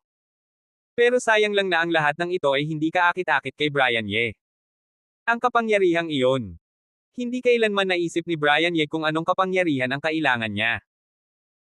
Hindi niya kailanman nagustuhan ang pagiging kontrolado ng iba, at hindi kailanman naisip na kontrolin ang ibang tao sa pamamagitan ng kapangyarihang taglay niya, lalo na ang pagnanais na makontrol ng ganitong uri ng kapangyarihan. Para sa kanya, ang mga pangarap at paghabol ng maraming lalaki tulad ng paggising sa kapangyarihan ng mundo, lasing na nakahiga sa mga tuhod ng kagandahan, ay mga ulap lang. Kayamanan. Sa palagay niya ay sapat na ang kanyang kasalukuyang kayamanan para mabuhay ng maayos. Gayunpaman, natural na hindi sasabihin ito ni Brian Ye kay Ramon Tang ng diretso. Ang kanyang mga mata ay same time na tumingin kay Ramon Tang, Mr. Tang, hindi ko naman kayo ayaw pangakwan. Pangunahin na dahil wala talaga akong magagawa sa sakit sa puso. Talagang mas mababa ito kay Dr. Lo. Sundin ninyo lang ang mga tagubilin ni Dr. Lo at hilingin kay Dr. Lo na bigyan ang matanda ng follow-up treatment. Magagaranti ako sa inyo na ang matanda ay mabubuhay ng hindi bababa sa 5 taon pa. Pagkatapos lang magsalita si Brian Ye, si Jody Lo, na ang amo ay nasa tabi niya, ay kumunot ang ulo at binuka ang bibig para magbigay ng opinyon. Hindi niya alam kung bakit tila kilala siya ni Brian Ye, lalong hindi niya alam kung bakit tama si Brian Ye. Napakatiwala niya, pero naramdaman niyang ang mga salita ni Brian Ye ay hindi responsable, para sa kanya man o sa pasyente. Ang prognostic survival period na mahigit 5 taon, ay halos nangangahulugan ng ganap na paggaling sa medisina. Hindi naman siya walang tiwala sa kanyang sariling medical skills. Pagdating sa profesionalismo, hindi pa siya nagmamayabang. Gayunpaman, kung ang kalagayan ng matandang ito ay talagang makakamit ang ganoong kabuting prognosis ay hindi isang tanong ng kanyang tiwala sa sarili o tiwala sa sarili. Ito ay dahil kailangan niyang dalhin ang matanda sa ospital at magsagawa ng isang komprehensibo at seryosong pagsusuri sa matanda. Na conclusion. Sinabi ni Brian Ye ang mga bagay na ito ng basta-basta ngayon. Paano kung lumingon siya at nalaman na mas malubha ang kalagayan ng matanda pagkatapos ng pagsusuri? Magiging mas madidismaya ba ang mga pasyente at ang kanilang pamilya? Hindi ba nasisire rin ang kanyang reputasyon? Bukod pa rito, nang sumailalim ang matanda sa isang simpleng pagsusuri kanina, sa pamamagitan ng mga vital signs ng matanda, naramdaman na niya na ang sakit ng matanda ay hindi ganoon kadali. Pero bago pa siya makapagsalita, binigyan niya ng opinyon si Brian Ye, 2 pagsigaw, at sabay silang tumunog. Ano? Ano ang sinabi mo? Si Ramon Tang at ang middle-aged na lalaki na kilala bilang Tito Ken ay halos sabay na sumigaw ng malakas. Pareho nilang tiningnan si Brian Ye ng sabay. May isang napakakagyat at nag-aalab na init sa kanilang mga mata. Tumingin. Sa pagkakataong ito, kahit na ang middle-aged na lalaki, na palaging medyo kalmado, ay hindi na kalmado, at mayroong isang bihirang pag-asa at pagkabalisa sa kanyang mga mata na tumitingin kay Brian Ye. Okay. Naguguluhang tiningnan ni Brian Ye silang dalawa. Hindi niya maintindihan kung bakit sila biglang ganoon ka-excited. Ang sinabi niya kanina ay walang espesyal. Ang mga mukha ng mga tao sa tabi niya ay pawang naguguluhan. Hindi rin nila narinig ang sinabi ni Brian Ye. May espesyal, hindi bababa sa hindi nila marinig kung ano ang nakakagulat. Dr. Ye, sinabi ninyo lang na ang aking lolo ay mabubuhay ng mahigit 5 taon, totoo ba iyon? Medyo nanginginig ang boses ni Ramon Tang. Ito, basta't makinig kayo sa mga salita ni Dr. Lo at gumamit ng siyentipikong mga paraan ng medisina para sa paggamot at pagpapagaling, tiyak na walang problema. Nang marinig ang mga salita ni Ramon Tang, napagtanto ni Brian Ye na si Ramon Tang ay excited. Lumalabas na ito. Pagkatapos ng kaunting pag-aalinlangan, medyo sigurado at tunay siya. Medyo tiwala si Brian Ye sa prognosis na ang matanda ay mabubuhay ng 5 taon. Ginamit lang niya ang mahiwagang paraan ng acupuncture upang ayusin ang isang malaking pinsala sa katawan ng matanda, basta't ang matanda ay tumatanggap ng normal na siyentipikong paggamot. Kahit na ito ay talagang ginamo ni Dr. Jody Lo o hindi, dapat ay walang problema sa pagbuhay ng 5 taon. Dr. Ye, nagpapasalamat ako sa inyong papuri, pero gusto kong itanong, ano ang basehan ng inyong conclusion? Hindi maiwasang magtanong ulit si Dr. Jody Lo. Si Ramon Tang at ang middle-aged na lalaki na may excited na ekspresyon ay nakarinig ng mga salita ni Jody Lo, ang kanilang mainit na mga isipan ay agad na kumalma, at ang kanilang mga mata ay agad na tumingin kay Brian Ye ng may pag-asam. Well, Dr. Lo, hindi ba ninyo alam kung nakarinig na kayo ng tradisyonal na medisina? Isang ekspresyon ng kahihiyan ang sumilay sa mga mata ni Brian Ye. Sandali, hindi talaga niya maipaliwanag ng malinaw ang tanong na ito, pero dahil tinanong ito ni Jody Lo, hindi na niya ito maipaliwanag. Siya ay nag-iisip. Pagkatapos noon, nagsalita si Brian Ye. Kaunting narinig ko na, ang tinatawag na 4 na konsultasyon ng tradisyonal na medisina. Tumango si Jody Lo. Pagkatapos magsalita, ang kanyang mga mata ay matalim na tumingin kay Brian Ye, Dr. Ye, hindi ninyo sasabihin sa akin, sa pamamagitan lang nito, ang prognosis ng mga matatanda ay dapat na mahigit 5 taon, naalala ko. Sinabi ninyo lang na ang problema ng mga matatanda ay medyo seryoso. Oo, hindi ba sinabi ni Mr. Brian Ye na ang problema ng matanda ay mahirap? Isang bangkos ng mga tanong tungkol sa tanong na ito. Bakit ninyo sinasabi ngayon na dapat ay ayos na ito at tiyak na gagaling ito? Hindi ba ito magkasalungat? Nang marinig ng ibang mga tao ang mga salita ni Dr. Joe Dilo, lahat sila ay tumingin kay Brian Ye, at may bahid ng pagdududa sa kanilang mga mata. Ganoon nga. Nakaharap sa nagtatanong na mga tingin ni na Joe Dilo at iba pa, hindi nagpanik si Brian Ye. Nang bigyan ko ng acupuncture at moxibustion ang matanda kanina, kahit na naramdaman ko na ang mga problema ng matanda ay talagang seryoso, naramdaman ko rin na ang mga pangunahing aspeto ng matanda. Gayunpaman, ang vitality ay medyo matatag pa rin, at ang willpower ng matanda ay napakamatatag. Bago ang ganoong kalubang sakit, nakayanan niyang mabuhay.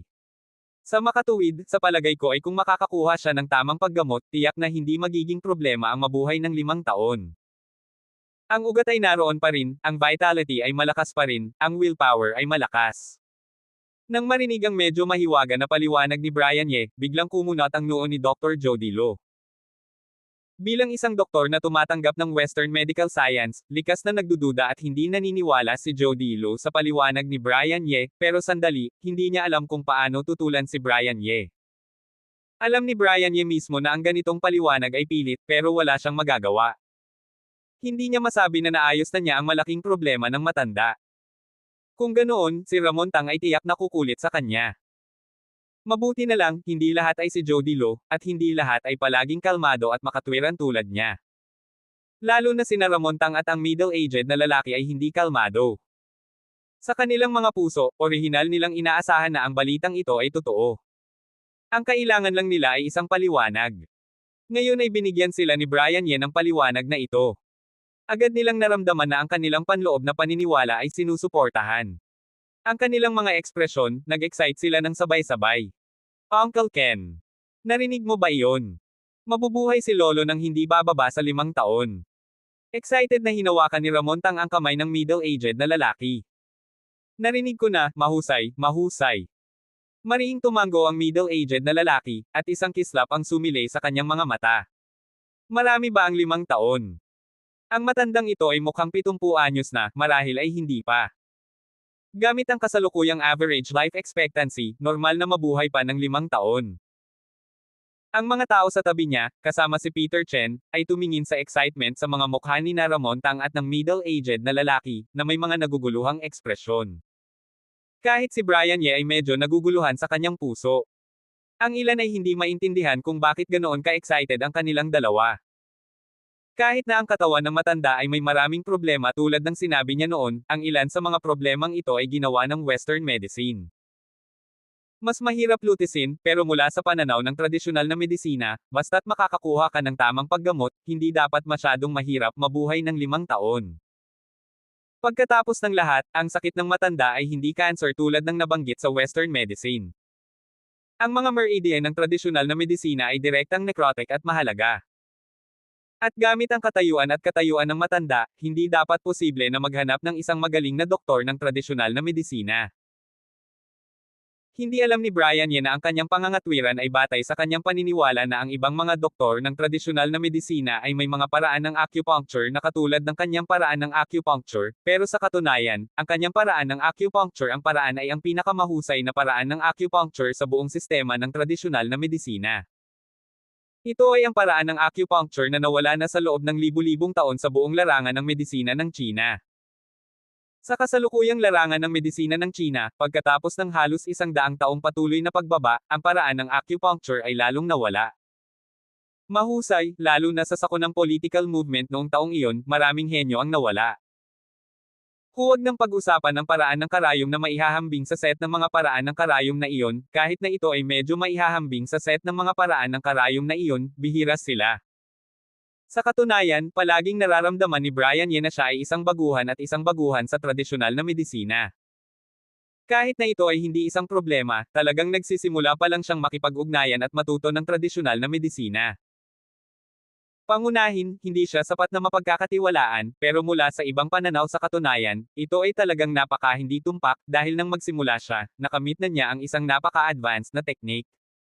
Ito ay tulad ng isang game player. Kahit nakakapasok lang niya sa Novice Village, isa lang ang kanyang level at ang iba't ibang attributes ay napakababa, pero ang kanyang Novice Package ay may bug-like na pag-iral at mayroong top skill. G. Tang, aalis na ako kung wala ng problema.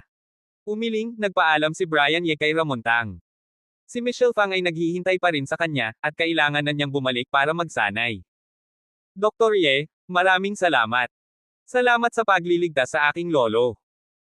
Nang marinig ang sinabi ni Brian Ye, sa wakas ay natauhan si Ramon Tang mula sa napaka-excited na emosyon, medyo kinalma ang kanyang mood, at tumingin kay Brian Ye, Dr. Ye, mag-iwan kayo ng contact information. Well, babalik ako at lubos na magpapasalamat. Kahit na hindi pumayag si Brian Ye na magpatuloy sa paggamot sa kalagayan ng kanyang lolo, iniligtas pa rin ni Brian Ye ang buhay ng kanyang lolo, kaya dapat niyang ipahayag ang kanyang pasasalamat. Ang lalaking ito ay talagang uunlad. Nang marinig ang mga salita ng binata, biglang tumingin si Peter Chen kay Brian Ye nang may inggit at galit. Alam niyang ang pasasalamat ni Ramon Tang ay tiyak na isang malaking bagay. Ang mga nanunood sa tabi nila ay tumingin kay Brian Ye nang may inggit. Kahit na hindi nila alam ang identity ni Ramon Tang, ang kanilang mga mata ay hindi bulag. Nakita rin nila na si Ramon Tang ay hindi ordinaryong tao. Ang kanilang pagpapahalaga ay tiyak na hindi masyadong maliit. Maraming tao ang nakaramdam ng pagsisisi sa kanilang mga puso. Nararamdaman nilang dapat silang mag-aral ng mabuti sa simula, at dapat nilang piliing mag-aral ng medisina. Ang ilang mga bata ay nag-aaral, at maging ang ideya na hayaang mag-aral ng medisina ang kanilang mga anak sa hinaharap. Isang doktor ako. Tungkulin ko na makita ang isang taong nahulog. Tungkulin ko ito. Hindi mo na ako kailangang pasalamatan, haha. Mahinang ngumiti si Brian Ye, kumaway, at direktang naglakad palabas ng mga tao. Huwag mo na akong pasalamatan. Talaga bang tinanggihan niya ang pasasalamat ng kabilang panig? Hindi maiwasang matigilan ang mga ekspresyon ng lahat. Titig na titig silang tumingin kay Brian Ye, nagtataka kung mali ba ang kanilang narinig, at nang tumugon sila at nakumpirma na si Brian Ye ay talagang naglalakad palabas, ang isipan ng lahat, mayroon silang isang naisip, ang utak ba ng lalaking ito ay nababad sa tubig? Hindi niya alam na ang pasasalamat ng binatang ito ay maaaring isang kayamanan na hindi niya kailanman makukuha sa kanyang buhay. Hindi na kailangan magpasalamat. Nang marinig ang mga salita ni Brian Ye, ang mga ekspresyon ni Ramon Tang at Tito Kang ay hindi maiwasang matigilan sandali. Hindi nila inaasahan na tatanggihan ni Brian Ye ang kanilang pasasalamat. Lalo nang nagulat si Ramon Tang. Sa kanyang opinyon, ang dahilan kung bakit tumakbo si Brian Ye kanina at naglakas loob na iligtas ang kanyang lolo ay hindi para makuha ang kanyang pasasalamat at makakuha ng isang mapagbigay na gantimpala. Ngayon na ang panganib ay lumipas na, talagang matagumpay niyang nailigtas ang kanyang lolo. Nang oras na para mag-ani, sinabi niya talagang ayaw niyang mag-ani. Posible ba iyon? Gayunpaman, agad niyang binawi ang kanyang mga ulirat, ang kanyang mukha ay nagbalik sa isang kalmadong ekspresyon. Sa kanyang mga mata, isang mapaglarong tingin sa katawan ni Brian Ye ang sumilay sa kanyang mga mata. Hindi talaga siya naniniwala na si Brian Ye ay talagang aalis. Nagtaka siya kung naglalaro si Brian Ye ng isang trick ng pagnanasa. Gusto niyang subukan para makita kung talagang hindi niya siya tatawagin, kung talagang aalis na lang siya. Gayunpaman, ang katawan ni Brian Ye ay walang ibig sabihin na tumigil sa kanyang paningin.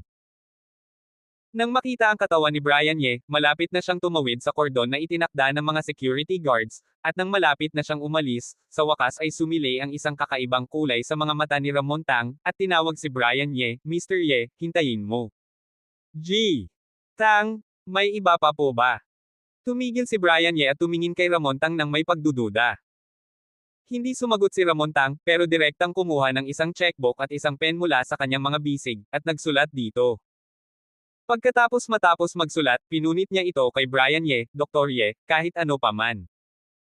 Well, ngayon, maraming salamat sa pagliligtas sa buhay ng aking lolo. Narito ang 10 milyon. Ito ay isang tseke mula sa Yanjing Bank.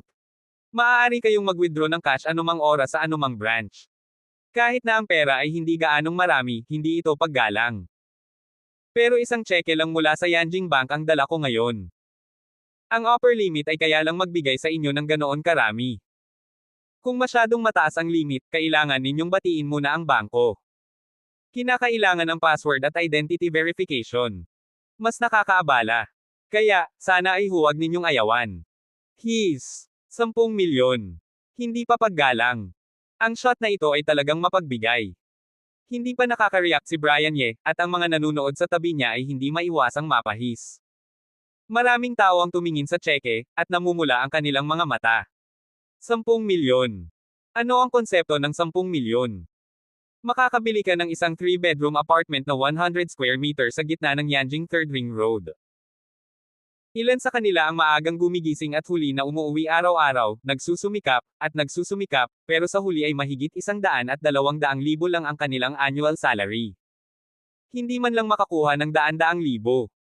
Huwag nang pag-usapan ng 3rd Ring Road, hindi mo man lang kayang bilhin ang isang apartment sa labas ng 6th Ring Road. Pero ang lalaking ito ay tumayo lang ng ganito, tumusok ng ilang karayom, pabalik-balik, sa loob ng wala pang 10 minuto, nanalo ng 10 milyon. Isang set ng 100 square meter na malaking bahay sa loob ng 3rd Ring Road ay narito. Paano nito maiiwasan na makaramdam sila ng inggit at galit? Ang kabaitan ni G. Tang, pinahahalagahan ko ito, pero hindi ko talaga ito kailangan. Sinabi ko na ang pagliligtas ng mga tao ay ang aking trabaho, at hindi mo na ako kailangang pasalamatan. Hindi inaasahan ni Brian Ye na si Ramon Tang ay gagawa nito, ni hindi niya inaasahan na si Ramon Tang ay ganoon kamapagbigay.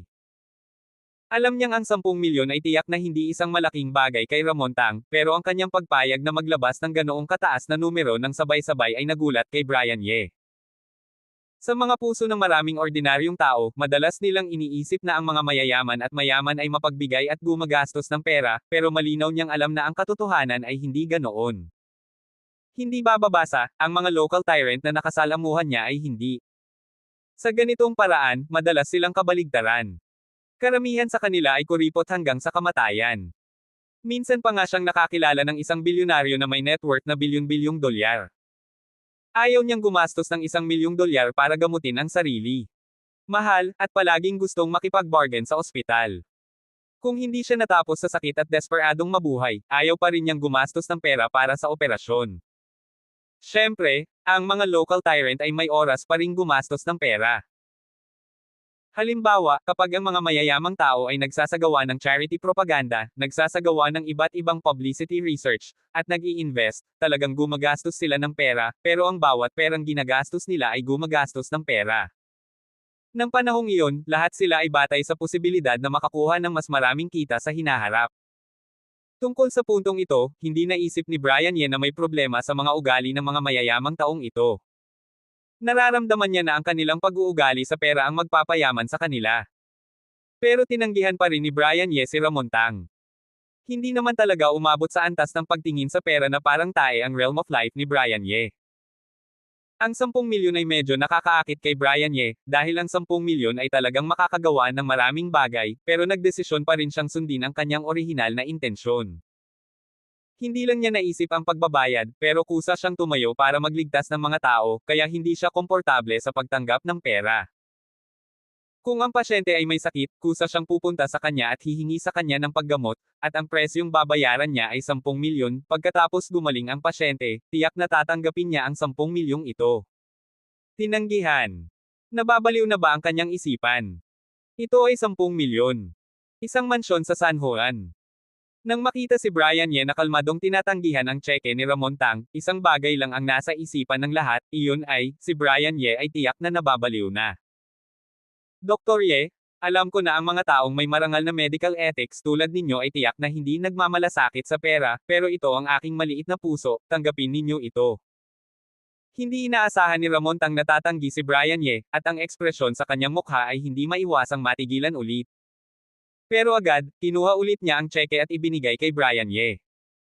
Ang mabuting puso ni Mr. Tang, natanggap ko na, pero ang tseke ay talagang hindi na kailangan. Matatag at tunay ang ekspresyon ni Brian Ye. Hindi mapagkunwari si Brian Ye. Nararamdaman niya talaga ang katapatan ni Ramon Tang. Ang 10 milyong tseke ay sapat na para maipakita ang katapatan ni Ramon Tang. Ang totoo lang ay may mga prinsipyo siya, at hindi talaga niya kayang kunin ang perang ito. Dr. Ye, sa palagay ninyo ba ay masyadong maliit ang halaga? Hindi pa rin sumusuko si Ramon Tang. Hindi pa rin siya naniniwala na si Brian Ye ay talagang hindi maghahanap ng gantimpala. Mayroon bang mga tao sa mundong ito na simpleng humihingi ng pagbibigay, hindi para sa gantimpala? Hindi naniniwala si Ramon Tang. Bilang isang descendant ng pamilyang Tang at ang unang tagapagmana ng pamilyang Tang, si Ramon Tang ay lumaki sa isang kapaligiran kung saan ang iba't ibang interes ay napaka-importante simula nang siya ay bata pa. Ang kalmado at makatwirang pag-iisip ay isang paraan para isaalang-alang ang iba't ibang isyu. Hindi naniniwala si Ramon Tang sa mga bagay tulad ng mabubuting tao at mabubuting bagay. Sa isipan ni Ramon Tang, ang anumang kilos ng sinuman ay hinihimok ng mga interes. Pag-urong ng isang hakbang, mayroong talagang ganitong tao sa mundong ito, pero iniisip din ni Ramon Tang na ang taong ito ay hindi si Brian Ye. Noong una, naisip niya na si Brian Ye ay para sa gantimpala, hindi dahil lang sa kanyang sariling mga halaga, kundi dahil napansin niya ang isang detalye. Hindi nakita ni Brian Ye ang kanyang lolo noong una. Nang mahulog siya, sumugod siya, pero pumasok lang si Brian Ye pagkatapos na pumunta si Peter Chen, ang general manager ng supermarket, at tinawag ang security guard. Sa madaling salita, nagmadali si Brian Ye na sabihin na siya ay isang doktor pagkatapos mapagtanto na ang kanyang identity ay hindi simple. Mr. Ye, kaunting tulong lang ito ng pangalawang young master. Dahil ibinigay na ito sa inyo, maaari ninyong tanggapin ito. Nanghihikayat din ang middle-aged na lalaki. Mr. Tang, kailangan ninyo bang ibigay ang perang ito? Tumingin si Brian Ye kay Ramon Tang. Oo. Ang perang ibinigay ko kay Ramon Tang ay hindi pa kailanman nabawi. Hindi naintindihan ni Ramon Tang ang ibig sabihin ni Brian Ye, pero matatag pa rin siyang nagsasalita. Kahit na mali ang pag-unawa ni Ramon Tang sa tao o kung si Brian Ye ay talagang ang uri ng bihirang taong gustong magbayad lang, hindi siya humingi ng anumang kapalit, kailangan niyang bayaran ang pera. Siya si Ramon Tang, ang pangalawang young master ng pamilyang Tang. Hindi siya sanay sa pagkakautang ng pabor sa iba. Lalo na sa isang estranghero. Ayaw ni Brian Ye na makipag-ugnayan ng husto kay Brian Ye. Nararamdaman niya na ito ay isang problema. Ayaw din ni Ramon Tang na makipag-ugnayan ng husto kay Brian Ye, at nararamdaman din niya na ito ay isang problema.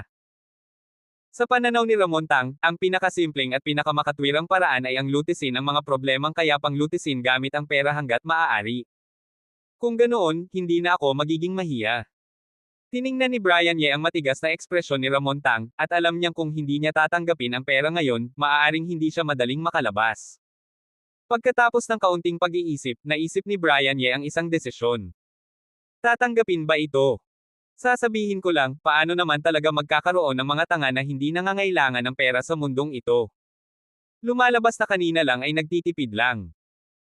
Nang marinig ang mga salita ni Brian Ye, habang ang mga taong nanunood ay nakahinga ng maluwag para kay Brian Ye, hindi nila maiwasang makaramdam ng isang hindi maipaliwanag na komplikadong damdamin sa kanilang mga puso. Nakita nilang tinanggihan ni Brian Ye ang 10 milyon kanina, at lahat sila ay tense. Isip, patuloy nilang sinisigawan si Brian Ye na tanga, at ang kanyang utak ay nababad sa tubig, na para bang tinanggihan ni Brian Ye, ito ay kanilang sariling pera. Ngayon na nakita nilang tinanggap ito ni Brian Ye, mayroon silang isang uri ng panunuya at panunuya. Siyempre, mayroon ding isang matinding damdamin ng inggit. Isang ngiti ang sumilay sa mukha ni Ramon Tang. Hindi lang tinanggap ni Brian Ye ang pera, kundi nakahinga rin siya ng maluwag, pero ito rin ay isang uri ng panloob na hula na na-verify. Ang mga halaga at ideya na kanyang sinunod ay nakakuha pagkatapos ng verification, sa larangan ng mga halaga, nakamit ang isang tagumpay. Pagkatapos ng mahinang pagngiti, ibinigay ulit ni Ramon Tang ang tseke kay Brian Ye. Wala siyang anumang pag-iisip na panunuya o panunuya ng piliing tanggapin ni Brian Ye ang tseke. Sa kanyang opinyon, ang kilos ni Brian Ye ay hindi mali, dapat ganito ang mga bagay. Wala siyang naramdaman tungkol sa mga pagtanggi ni Brian Ye kanina. Ito ay isang behavioral habit ng karamihan sa mga Tsino. Ang mga Tsino ay kilala bilang bansang may magandang asal mula noong unang panahon, at tinuturuan kaming maging mahinahon at mapagpakumbaba. Sa Tsina, mula sa mga matatanda hanggang sa mga bata, madalas mong makikita ang mga ganitong eksena. Ang mga regalo ay ibinibigay sa pagitan ng mga kamag-anak at kaibigan. Kahit na ang regalo ay isang bagay na gusto niya ng husto sa kanyang puso, masasabi mo mula sa kanyang mga mata.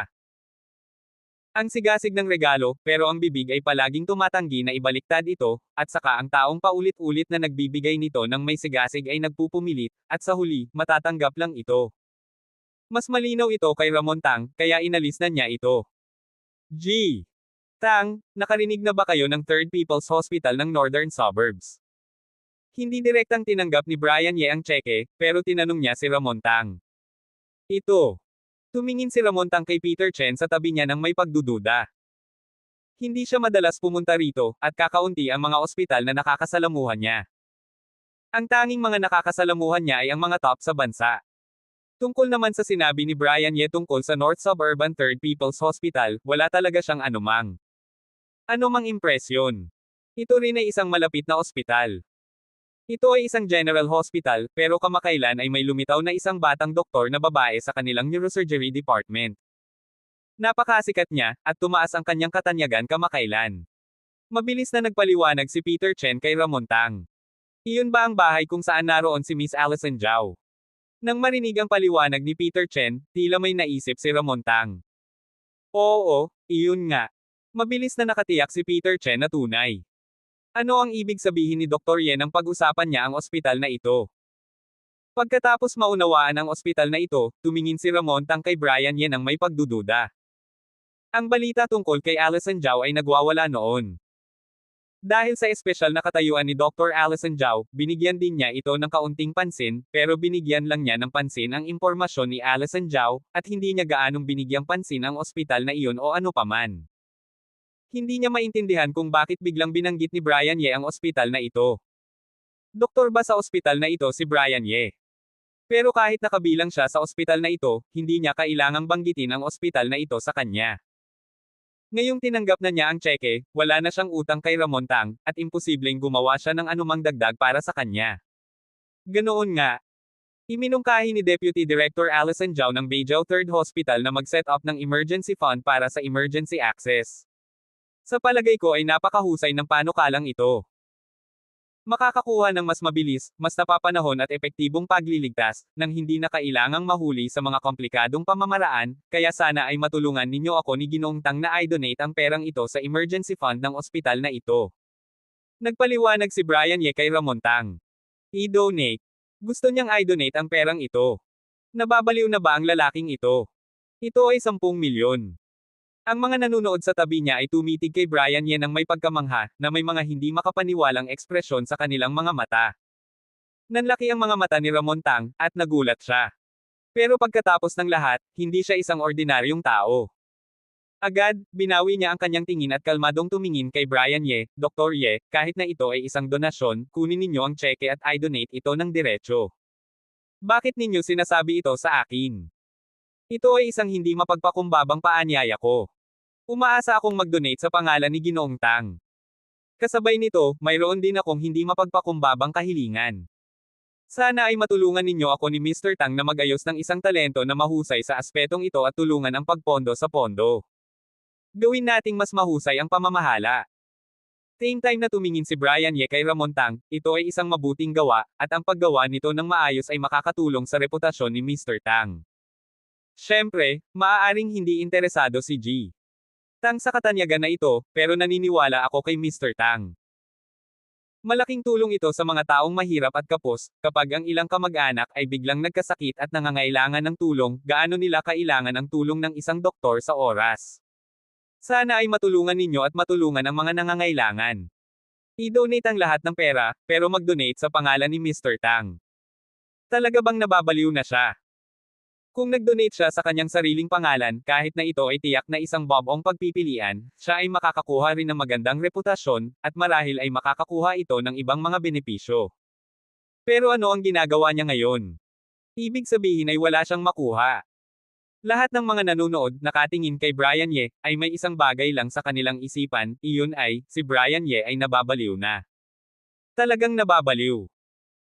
Abangan ang susunod pang mga kabanata ng The Mysterious Intern.